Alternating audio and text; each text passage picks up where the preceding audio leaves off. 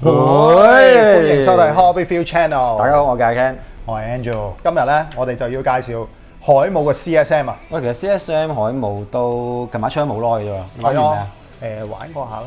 喂，其實你知唔知咧？海姆嘅 CSM 咧，總共咧有900種音效㗎。咁多？係啊，如果你試勻晒佢，可能都要試個幾鐘啊。但係佢其中有一隻咧嘅音效咧，總共係33個字會武器 combo 咧，就真係可能關多字可差唔多咁長啦。有幾長啊？喂，我都唔知，一齊睇一睇好嘛？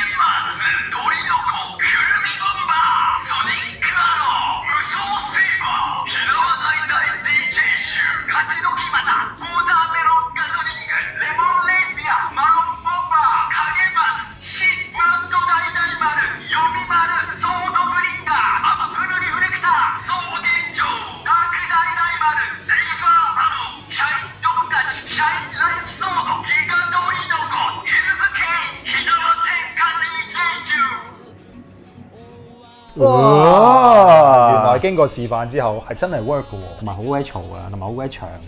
喂，咁但係好正嘅，即係如果你一次過嗌晒33種武器出嚟，其實都幾爽嘅。不過你可以分開嗌。但係我成日諗咧，如果我突然之間要第32種武器，冇好煩喎，咁32下喎，先出到嚟喎，你應該死咗嘅喎應該。其實佢一次過出晒33把，究竟點攞咧？砸死咗啦，33種都係啊。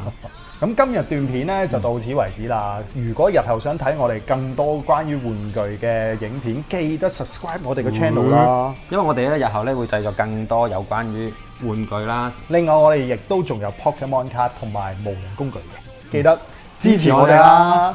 心情係啊，放鬆下。係，我會將佢擺喺 NG 嘅啫係咪？我哋發現咗咧，海姆嘅 CSM 原來有一個重大嘅秘密，咩秘密啊？大將軍的秘密。嚇？開片啦好嘛？